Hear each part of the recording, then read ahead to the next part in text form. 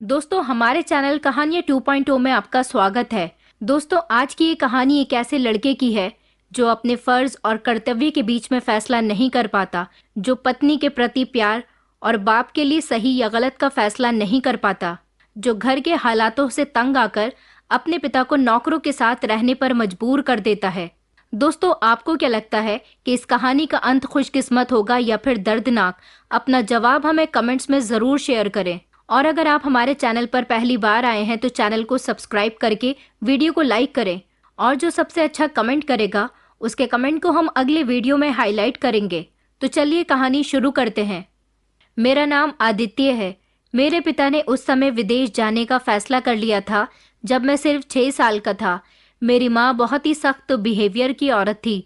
वो हमेशा पिताजी से कहती रहती थी कि तुम मेरे पास मत बैठे रहा करो, जाओ और जाकर पैसे कमाया करो। हम लोग पहले बहुत गरीब हुआ करते थे और माँ हमेशा पिताजी को गरीब होने के ताने देती रहती थी। मेरे पिताजी जो अपनी पत्नी से बेहद मोहब्बत करते थे, उनकी बातों की वजह से एक दिन वो घर छोड़कर चले गए। फिर वो सारी जिंदगी पैसा कमाने के लिए दुबई चले गए। वहां पर उन्होंने बहुत मेहनत की। पिताजी के कुर्बानियों की बदौलत हमारे घर की गरीबी खत्म हो गई थी। पिताजी माँ को ढेर सारे पैसे कमाकर भेजा करते थे। माँ ने उन पैसों से सब कुछ बदल दिया था। वो अब बहुत खुश रहने लगी थी, मगर अब उनके पास दौलत थी, उनका पति नहीं था। हमने गांव वाला घर बेचकर शहर में एक नया घर खरीद लिया था जो बहुत ही बड़ा था, और एक बड़ी सी गाड़ी भी खरीद ली थी। और हर महीने मेरे पिताजी बहुत सारे पैसे हमें भेजते थे। उनकी मेहनत की बदौलत मेरी जिंदगी आराम से गुजरी थी। मैंने अपनी शिक्षा भी पूरी कर ली थी और कभी किसी तंगी का सामना नहीं किया था। फिर एक दिन ऐसा हुआ कि माँ इस दुनिया को छोड़कर चली गई। उन्होंने काफी कोशिश की कि उनका पति वापस आ जाए, वो एक बार उनको देख सके, लेकिन पिताजी ने उनको इतनी ढेर सारे पैसे दिए थे कि जो शिकायत उनको हमेशा पिताजी से रहती थी, वो शिकायत अब खत्म हो चुकी थी। पिताजी कभी वापस नहीं आ सके। माँ के मरने पर भी वो वापस नहीं आए थे। शायद ये उनके रिश्ते की कड़वाहट थी जिसकी वजह से दोनों ने अपने दिल सख्त कर लिए थे। मुझे लगता है कि माँ को भी कोई अफसोस नहीं था और ना ही पिताजी ने कभी उनसे कोई गिला किया। उन्होंने अपनी मोहब्बत और रिश्ते को कुर्बान करके मेरी जिंदगी संवार दी। फिर मेरी शादी हो गई। मैंने अपनी मर्जी से मीनाक्षी को अपनी पत्नी बना लिया था। वो मेरी पहली और आखिरी मोहब्बत थी। उससे मेरी मुलाकात इसी शहर में हुई थी जहां पर हम रहते थे, और फिर मैं उससे शादी करके उसे अपने घर में ले आया था। पिताजी से हमेशा मेरी बातचीत होती रहती थी। पिताजी रोज मुझे वीडियो कॉल किया करते थे। हम दोनों की फोन पर भी बहुत बात होती थी। जैसे ही मेरी शादी हो गई तो मैंने मीनाक्षी का फोटो पिताजी को भेज दिया था। उन्हें मीनाक्षी बहुत पसंद आई थी और वो मेरी शादी से खुश थे। हम दोनों इसी घर में रहते थे जो पिताजी की कमाई से हमने शहर में बनाया था। शादी को लगभग 6 महीने गुजर गए थे जब पिताजी ने मुझे फोन पर बताया कि वो रिटायर हो चुके हैं और अब वो वापस आकर हमारे साथ रहना चाहते हैं। पहले हम लोग गांव में रहा करते थे, लेकिन पिताजी की कमाई से हमने शहर में घर बनाया था और माँ की मौत भी उसी घर से हुई थी। मैंने सब कुछ पिताजी को बता दिया था और वीडियो कॉल पर मैं उनको सब कुछ दिखाता भी रहता था। जब ये बात मैंने मीनाक्षी को बताई कि मेरे पिताजी वापस आना चाहते हैं, तो पहले तो वो खामोश रही, लेकिन फिर कहने लगी कि वो कहाँ रहेंगे। मैंने हैरानी से उसकी तरफ देखा और कहा, हमारे साथ इस घर में रहेंगे, और कहाँ रहेंगे? ये उनका घर है। इस घर के अलावा उनका और कोई भी ठिकाना नहीं है। अब तो माँ भी इस दुनिया में नहीं रही और गांव वाला घर हमने कई सालों पहले छोड़ दिया था। मेरी बात सुनकर मीनाक्षी के चेहरे पर अजीब से एक्सप्रेशन उतर आए थे। उसने गुस्से भरे शब्दों में कहा कि देखो, मुझसे तुम्हारे बूढ़े पिता की सेवा नहीं होगी। जानते हो ना कि जब लोग बूढ़े हो जाते हैं तो उनकी आदतें बच्चों की जैसी हो जाती हैं, जिद्दी और नासमझ। मैंने उसके एक्सप्रेशन को इग्नोर करने की कोशिश की और उसे नरमी से समझाया, देखो, तुम्हें उनकी सेवा करने की जरूरत नहीं है। वो अपना काम खुद कर लेंगे। वैसे भी इस घर में काफी सारी नौकरानियां हैं जो घर का काम करती हैं। लेकिन मीनाक्षी का बिहेवियर नरम नहीं हुआ था। वो कहने लगी कि पहले उनसे बात करके तो पूछ लो कि वो वहां से कुछ पैसे लेकर आ रहे हैं या फिर खाली हाथी आ रहे हैं। अगर उनके पास पैसे हैं तो ठीक है, मैं उनकी थोड़ी बहुत सेवा कर लूंगी, वरना तुम मुझसे कोई उम्मीद मत रखना। मीनाक्षी की ये बात सुनकर मैं गहरी सोच में पड़ गया था।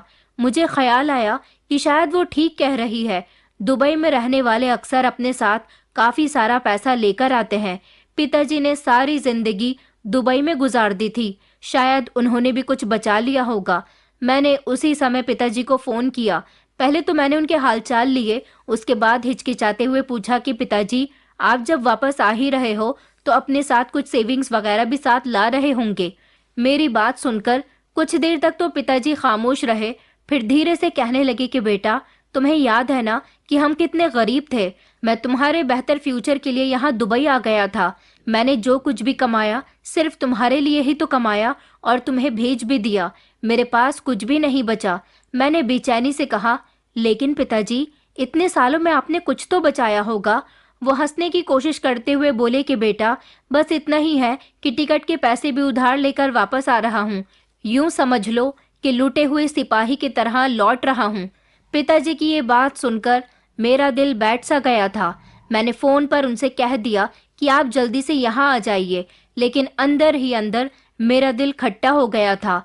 मैं चाहने लगा था कि पिताजी के आने के बाद मुझे और ज्यादा फायदा होने लगे, मेरे पास और पैसा आ जाए, लेकिन ये जानकर कि वो खाली हाथ आ रहे हैं तो मुझे ऐसा महसूस होता था जैसे कोई उजड़ी हुई सल्तनत का सुल्तान अपने घर वापस आ रहा हो।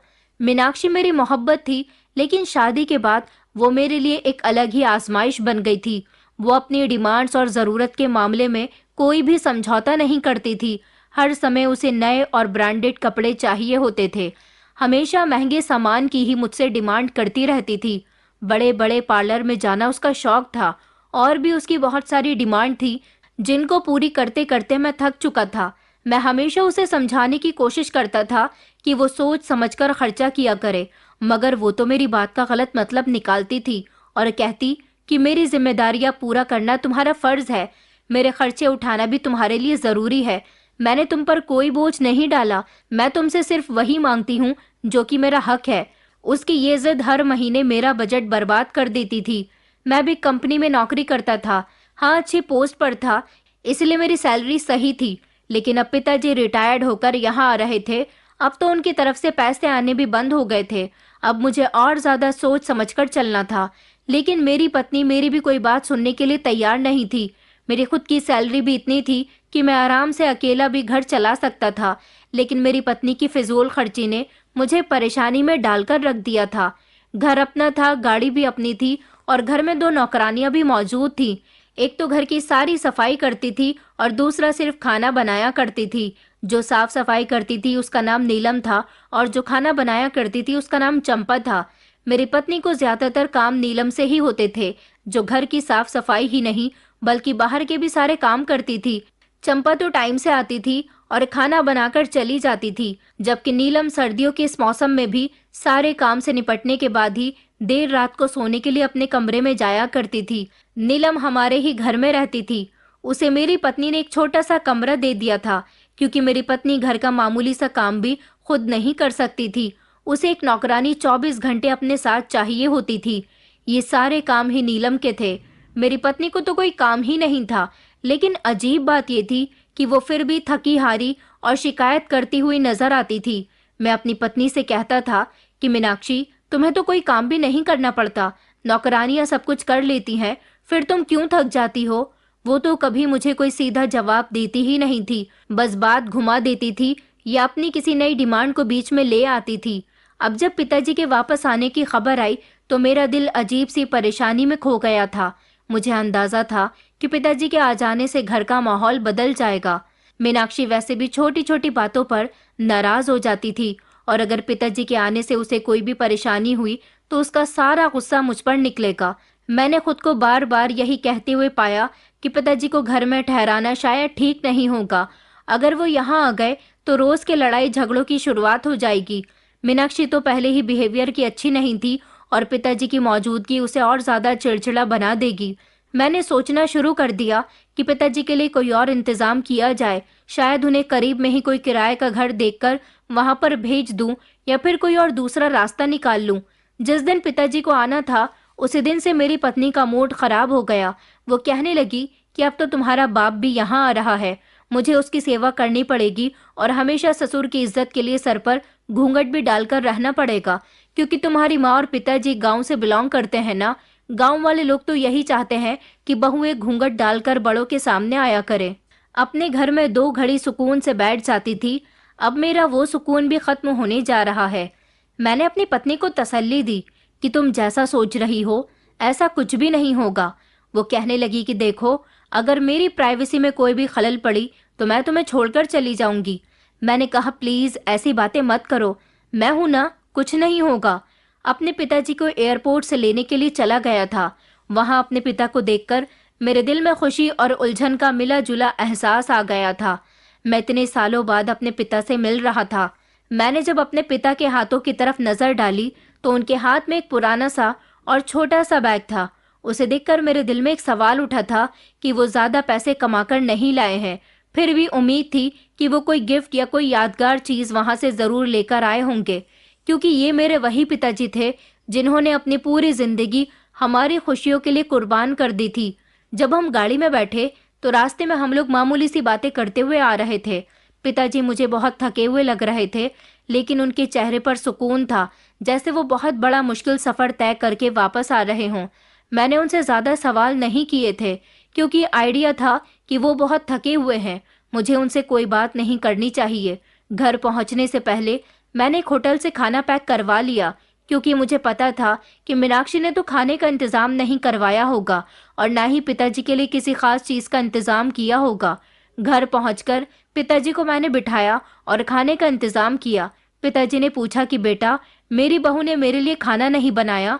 उनका सवाल मेरे दिल को कुछ अजीब सा लगा था, लेकिन मैंने मुस्कुराते हुए कहा कि नहीं पिताजी, उसकी तबीयत खराब है, वैसे भी वो अच्छा खाना नहीं बनाती, इसलिए मैंने होटल से मंगवा लिया। पिताजी ने सर हिलाया और कुछ नहीं कहा। वो खाने में बिजी हो गए, लेकिन मैं उनकी खामोशी महसूस कर सकता था। मीनाक्षी जैसी थी वो तो पिताजी के पास भी नहीं आई और ना ही उसने उनका आशीर्वाद लिया और ना ही हाल चाल पूछे। शाम के टाइम पर जब वो अपने कमरे से निकली तो सीधा पिताजी के पास आकर कहने लगी, आप तो हमारी शादी में भी नहीं थे, तो क्या आप मेरी मुंह दिखाई के लिए कुछ लाए हैं या नहीं? उसके इस अजीब से सवाल पर पिताजी हैरान रह गए, लेकिन पिताजी ने खामोशी से अपनी उंगली में पहनी आखिरी सोने की अंगूठी उतारकर उसे दे दी और कहा कि ये लो बेटा, इसे बेचकर अपनी पसंद की अंगूठी बनवा लेना। मीनाक्षी ने बिना किसी झिझक के अंगूठी पकड़ ली और कहने लगी, अब ये काम भी मुझे ही करना पड़ेगा? चलिए कोई बात नहीं, शुक्रिया कहकर वो वहां से वापस अपने कमरे में चली गई थी। पिताजी ने मुझे देखा और कहा कि बेटा, मुझे मेरा कमरा दिखा दो, मैं बड़ी दूर से आया हूँ, थोड़ा आराम कर लूंगा। उनके इस सवाल ने मेरे दिल में एक अजीब सी बेचैनी पैदा कर दी थी, क्योंकि मैं पहले से ही फैसला कर चुका था कि पिताजी को वो वाला कमरा दे देता हूँ जो कमरा नीलम के पास है। वो कमरा मैं पिताजी को दे देता हूँ। मेरा और मेरी पत्नी का कमरा फर्स्ट फ्लोर पर था। वहां और भी सारे कमरे थे, लेकिन पिताजी की मौजूदगी मीनाक्षी को पसंद नहीं थी, इसलिए मीनाक्षी को मैं इसी फ्लोर पर नहीं रख सकता था। छत पर एक छोटा सा टूटा फूटा कमरा बना हुआ था, वहीं पर नीलम रहती थी। मैंने झिझकते हुए कहा, पिताजी आप छत पर नीलम के कमरे में रहेंगे। पिताजी को पता चल चुका था कि नीलम हमारे घर की नौकरानी है। मैंने कहा कि नीलम के कमरे के बाहर छोटा सा आंगन है, उसमें वो अपनी चारपाई पर सो जाएगी और आप उसके कमरे में सो जाना। पिताजी ने मुझे हैरानी से कहा कि बेटा, ये घर तो बहुत बड़ा है, मुझे छत पर जाने की क्या जरूरत है? यहाँ भी तो मुझे 4-5 कमरे दिखाई दे रहे हैं, इनमें से ही मेरे लिए कोई कमरा क्यों नहीं है? मैंने सफाई देने की कोशिश की कि पिताजी, बात यह है कि मीनाक्षी आपसे पहले से यहाँ पर अपने तरीके से रहती है, अगर आप घर में रहेंगे तो उसे अजीब लगेगा, इसलिए मैं आपको छत पर बने कमरे में भेज रहा हूँ। वहाँ आपको आराम मिलेगा और वहाँ नीलम भी आपका बहुत ख्याल रखेगी। मैंने ये सब बातें इस नियत से कही कि मामला किसी भी तरह संभल जाए, लेकिन मेरा आइडिया था कि मेरी बातें पिताजी को बुरी लग रही हैं। उनकी खामोशी और नजरों में शिकायत साफ दिखाई दे रही थी, लेकिन वो कुछ नहीं बोले। मैंने उनका सामान उठाया और नीलम को दे दिया था। नीलम ने अपने कमरे में उनके सामान को सेट कर दिया था और उसने अपना बिस्तर बाहर आंगन में लगा लिया था। पिताजी चुपचाप अपने सामान के करीब बैठ गए थे और कमरे को गौर गौर से देखने लगे। उनकी आंखों में वो चमक नहीं थी जो मैं हमेशा से फोन पर देखता था। वो थके हुए लग रहे थे, शायद शारीरिक तौर पर भी और जज्बातों के तौर पर भी। नीलम ने उनके लिए पानी का गिलास लाकर रख दिया था और कहा कि बड़े साहब, आप आराम से यहाँ आराम कीजिए, अगर कोई चीज चाहिए हो तो मुझे आवाज दे देना। पिताजी ने नीलम को मुस्कुराकर देखा और कहा, बेटा तुम्हारा बहुत बहुत शुक्रिया। लेकिन उनके शब्दों में एक अजीब सा खालीपन था। वो शायद इस समय इस बात को समझने की कोशिश कर रहे थे कि उनके बेटे ने उनके लिए ये इंतजाम क्यों किया। रात को मैं अपने कमरे में गया तो मीनाक्षी ने ताने देते हुए अंदाज में कहा, क्या हुआ, आपके पिताजी को कमरा पसंद आया? मैंने उसे इग्नोर करने की कोशिश की, लेकिन वो अपनी बातों से बाज नहीं आई। कहने लगी कि मुझे पता था आपके पिताजी हमारी जिंदगी में दखल अंदाजी करेंगे। अब देखना, ये हर समय कुछ न कुछ मांगते रहेंगे। उसकी बातें सुनकर मैंने खामोश रहना ही बेहतर समझा। वो कहते हैं ना कि एक चुप और 100 सुख। अब मैं अपने पिता की साइड लेता तो फिर मेरी पत्नी मेरा जीना दुश्वार कर देती, इसलिए पहले ही सीधी बात सीधे तरीके से कर दी थी। उस दिन सर्दी बहुत ज्यादा थी और हीटर के बिना गुजारा मुश्किल हो चुका था। घर के हर कमरे में हीटर चल रहा था, लेकिन पिताजी के लिए उनके कमरे में कोई भी हीटर नहीं था। ये फैसला मेरे और मीनाक्षी के बीच का था, क्योंकि हमारा उसूल था कि नौकर को ऐसी फैसिलिटी नहीं देनी है जिनसे उनकी आदत बिगड़े और हमारा खर्चा बढ़े। लेकिन इस बार नीलम, जो हमारी नौकरानी थी, कुछ कुछ हिचकिचाते हुए मेरे पास आई और नरमी से बोली कि मालिक, मेरी आदत तो है सर्दी में रहने की। शायद आपके पिताजी को सर्दी बर्दाश्त नहीं हो रही। उनकी उम्र ज्यादा है और ये सर्दी उनके लिए ठीक नहीं है। आप उनके कमरे में हीटर लगवा देते तो ज्यादा अच्छा होता। उसकी बात सुनकर कुछ देर के लिए मैं खामोश रहा। एक तरफ वो गहराई से मुझे झंझोड़ रही थी, लेकिन दूसरी तरफ मुझे अपनी पत्नी के रिएक्शन का भी आइडिया था। जब मैंने मीनाक्षी से इस बारे में बात की तो उसका रिएक्शन बिल्कुल ही वैसा था जैसा मैंने सोचा था। वो गुस्सा करते हुए अंदाज में बोली, उनकी सर्दी के लिए तुम क्यों इतना परेशान हो रही हो? वहां कोई हीटर नहीं लगेगा। तुम्हें आइडिया भी है कि आजकल बिजली का बिल कितना ज्यादा आ रहा है? उसके शब्दों में सख्ती साफ नजर आ रही थी और मैं एक लम्हे के लिए घबरा गया था। मैंने नरमी से मीनाक्षी से कहा कि वो मेरे पिता हैं, उनकी उम्र ज्यादा है और वो बीमार पड़ सकते हैं। क्या हम कम से कम उनके लिए हीटर का इंतजाम नहीं कर सकते? लेकिन वो सुनने के मूड में नहीं थी। उसने कहा कि तुम्हारे पिता की सर्दी के लिए हम अपना खर्चा क्यों बढ़ाएं? तुम्हें उनके बारे में इतनी फिक्र है तो उन्हें वापस उनके गांव भेज दो। वैसे भी उनका असली घर तो वहीं पर ही है, और अगर उन्हें यहाँ पर रखना है तो हमारी तरह जीना होगा। मीनाक्षी के इन शब्दों ने मुझे अंदर तक तोड़कर रख दिया था। मैं अपने गुस्से पर बड़ी मुश्किल से कंट्रोल करते हुए कहने लगा कि मीनाक्षी, वो मेरे पिता है और मैं उनकी जिम्मेदारी लेने से पीछे नहीं हट सकता।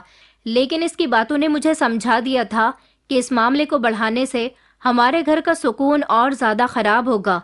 पिताजी का ख्याल दिमाग में रखते हुए मैंने नीलम से कहा कि किसी तरह रात के समय बड़े साहब के लिए अंगीठी का इंतजाम कर दिया करो, ताकि उन्हें ज्यादा सर्दी महसूस न हो सके।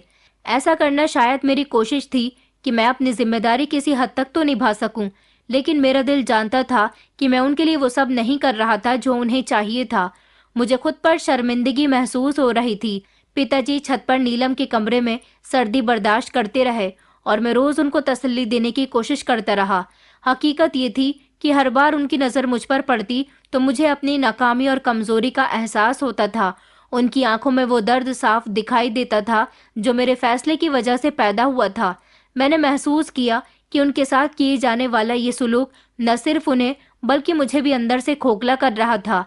ये सर्दी सिर्फ मौसम की नहीं, बल्कि दिलों में बढ़ती हुई दूरी की एक शक्ल भी थी, जिसने मुझे और पिताजी को एक अजीब सी खामोशी में जकड़ रखा था। मेरे दिल में पहले पिताजी के लिए थोड़ी बहुत फिक्र जरूर थी, लेकिन मीनाक्षी ने मेरे कान इस तरह से भरने शुरू किए कि मैं धीरे धीरे बदलने लगा। वो बार बार कहती कि तुम्हारे पिताजी ने तुम्हें छोड़ दिया था, एक छोटे से बच्चे को। उस समय उन्हें एहसास क्यों नहीं हुआ था? अब तुम क्यों उनके लिए इतनी कुर्बानी दे रहे हो? ये बातें मेरे अंदर जगह करने लगी। मैं चाहे दिल से ये सब गलत समझता था, लेकिन उसकी बातों का असर ऐसा था कि मैंने धीरे धीरे पिताजी का ख्याल रखना कम कर दिया था। दिन ब दिन मेरे अंदर की हमदर्दी खत्म हो गई थी और पिताजी की तरफ सिर्फ मेरा मामूली सा ही ध्यान जाता था। उनकी ज़रूरतें मैं इग्नोर करने लगा था। मैं अपने रोज़ाना के रवैये को ज़्यादा अहमियत देने लगा। मैं खुद को ये तसल्ली देता रहा कि शायद यही सब ठीक है, लेकिन दिल के किसी कोने में एक कमी मौजूद थी। एक रात सर्दी बहुत ज़्यादा थी। मैं अपने गर्म कमरे में हीटर के आगे अपनी पत्नी के साथ सो रहा था। अचानक मेरा फ़ोन बजना शुरू हो गया। पहले तो मैंने ध्यान नहीं दिया, लेकिन बार बार फ़ोन बजने की वजह से मेरी नींद खराब हो रही थी। मैंने आंखें खोल कर देखा तो नीलम मुझे बार बार फ़ोन कर रही थी। मुझे बहुत तेज़ नींद आ रही थी, इसलिए मैंने फ़ोन नहीं उठाया और उसे बंद करके सो गया। मैंने सोचा कि कोई मामूली सी बात होगी, सुबह को देख लूंगा। सुबह जब मैं जागा तो मैंने देखा कि नीलम की काफ़ी सारी कॉल्स थीं। मैंने सोचा कि शायद कोई छोटी सी बात होगी। मैं जल्दी से कमरे से बाहर निकला और सीधा छत की तरफ गया। वहां पहुंचा तो ये देखकर दंग रह गया कि कमरा खाली था और नीलम भी अपने बिस्तर पर मौजूद नहीं थी। पिताजी भी कमरे में नहीं थे। मेरे दिल में कई सवाल उभरने लगे। मैंने फौरन नीलम को फोन मिलाया।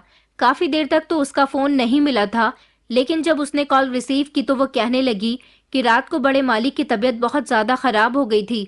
उनकी हालत ऐसी नहीं थी कि इंतजार किया जा सके। मैंने रात के समय उन्हें अस्पताल ले जाना ज्यादा बेहतर समझा। उसके शब्दों में थकान और फिक्र का अंदाज था। मैंने झुंझलाकर कहा, तो तुमने मुझे क्यों नहीं बताया? वो कहने लगी कि मालिक, मैंने आपको बहुत बताना चाहा। मैं नीचे भी उतर कर आई थी। सोचा जोर से दरवाजा बजाऊंगी तो मालकिन नाराज हो जाएंगी, इसलिए आपको फोन करना ज्यादा बेहतर समझा।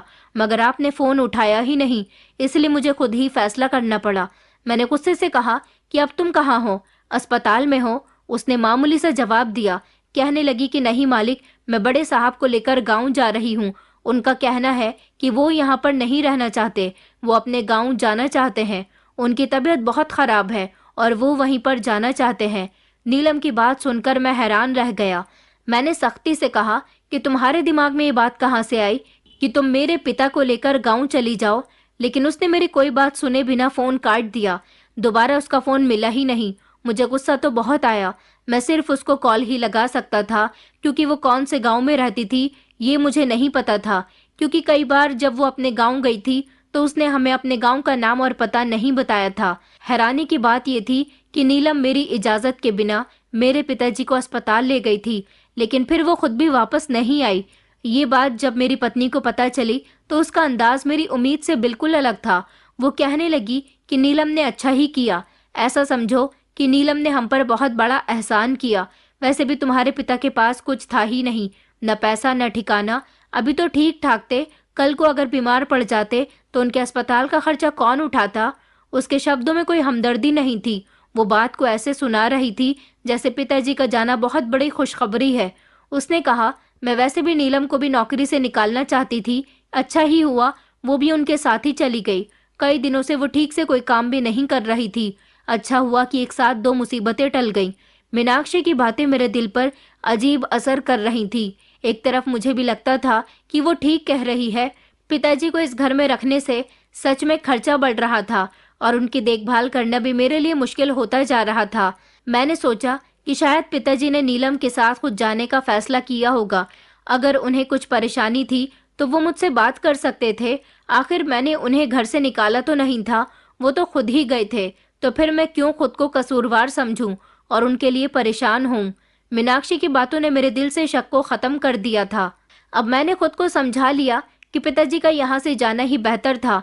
अगर वो यहाँ रहते तो शायद परेशानियां पैदा हो सकती थीं, खर्च बढ़ जाते और मेरी पत्नी के साथ भी मेरे हमेशा लड़ाई झगड़े रहते। मुझे पिताजी पर बहुत गुस्सा आता था। यहाँ से अपनी मर्जी से जा चुके थे, अब मुझे उनकी फिक्र नहीं करनी थी। मेरी पत्नी मुझे तसल्ली देती थी कि अब तुम्हें उनके बारे में ज्यादा सोचने की जरूरत नहीं है। वो अपनी जिंदगी का फैसला कर चुके हैं। अब तुम्हें अपना और अपना घर देखना चाहिए। मीनाक्षी की बातों में ऐसे खुदगर्जी थी जो मुझे भी ठीक लगने लगी। मैंने सर हिलाया और मीनाक्षी की बातों को दिल से एक्सेप्ट कर लिया। अब तो मैं पूरी तरह से फ्री हो गया था।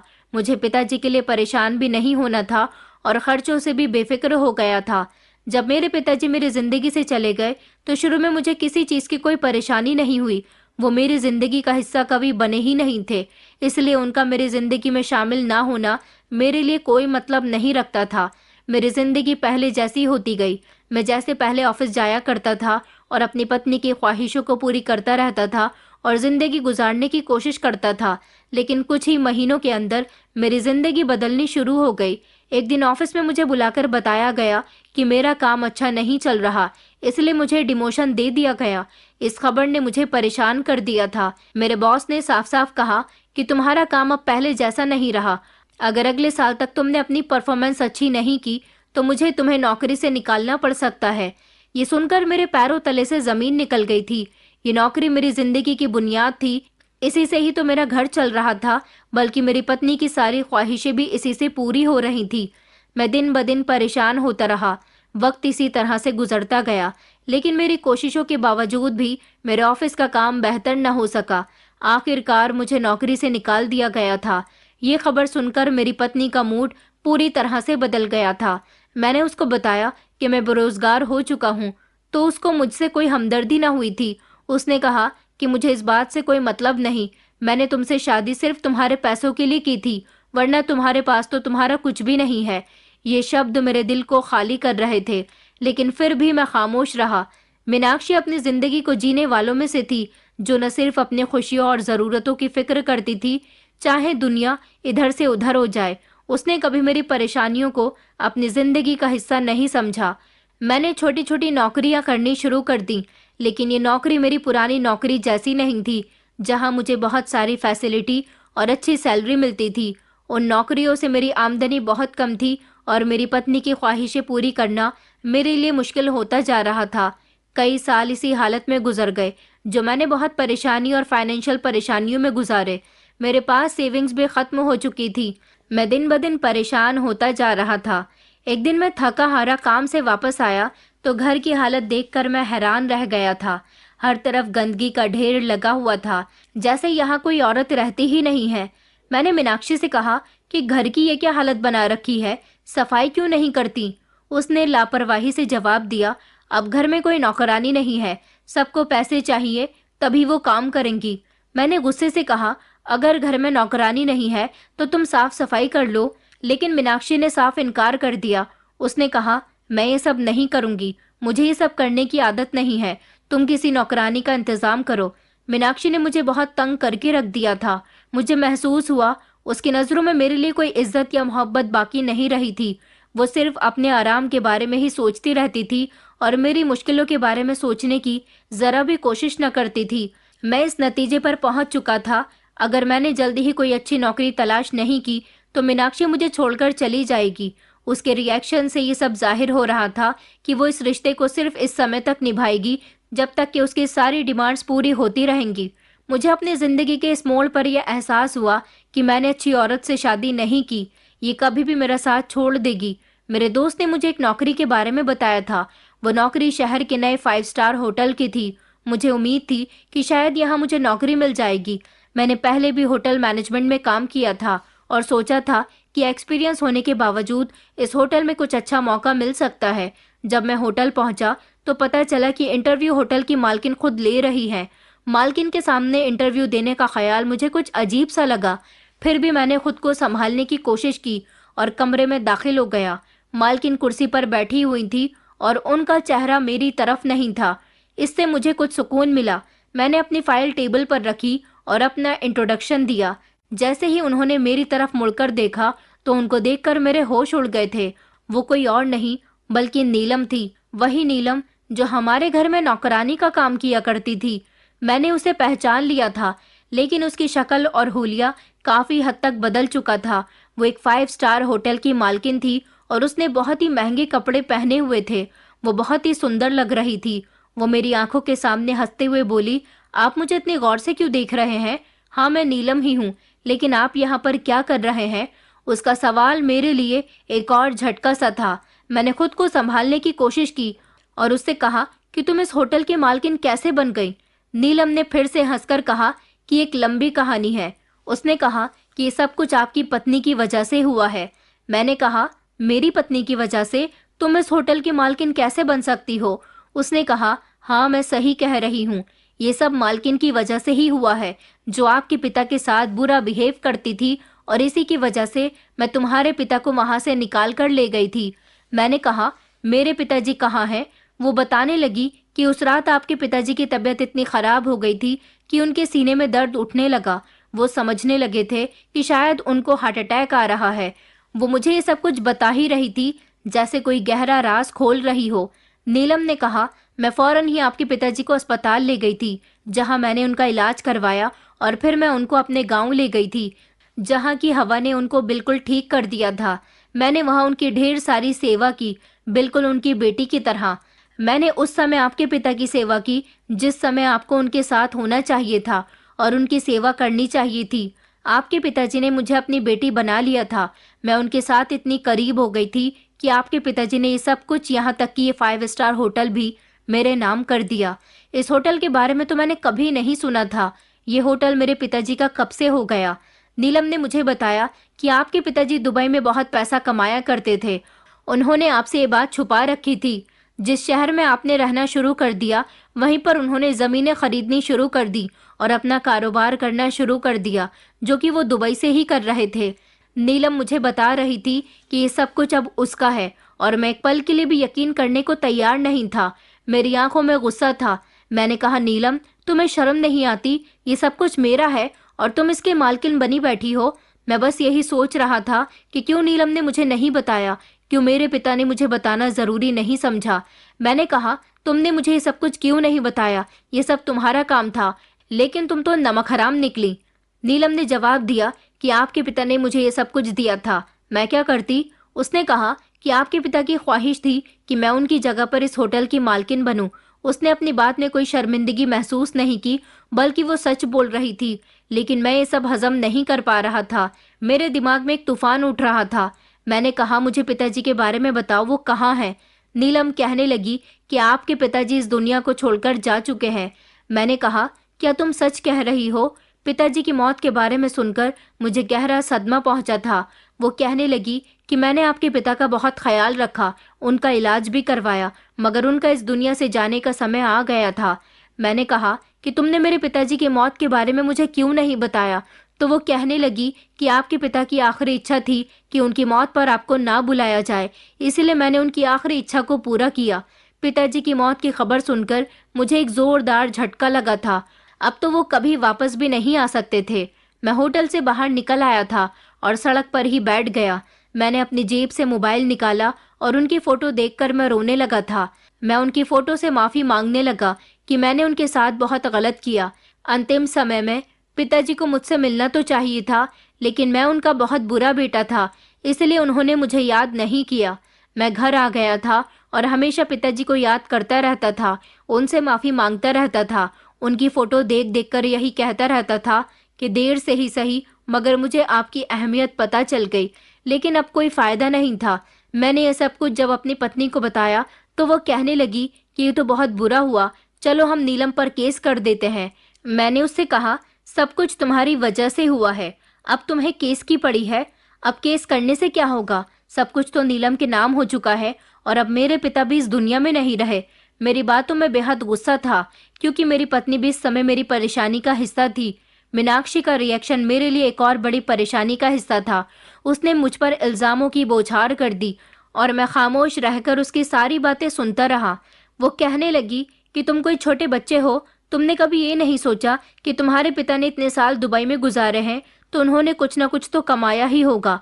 तुम्हें ये सब तो सोचना ही चाहिए था कि वो अपना कुछ न कुछ छोड़कर तो गए होंगे। उसकी बातों में ढेर सारे ताने थे। मीनाक्षी ने कहा था कि हमें नीलम की खुशामद कर लेनी चाहिए, लेकिन तुमने मेरी बात नहीं मानी।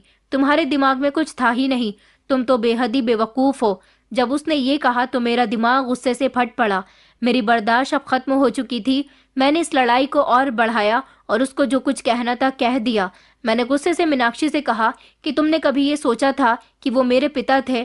तुम्हारी बातों से ज्यादा तकलीफ मुझे और कुछ नहीं दे सकती। हमारी लड़ाई इतनी बढ़ गई कि वो गुस्से से मेरे सामने से चली गई।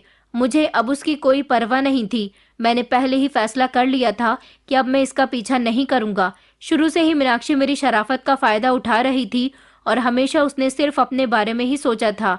अभी भी वो ऐसा ही कर रही थी। अब मैं समझ गया था, अब मेरी जिंदगी में जो भी मुश्किलें आएंगी वो मेरी जिम्मेदारी होगी।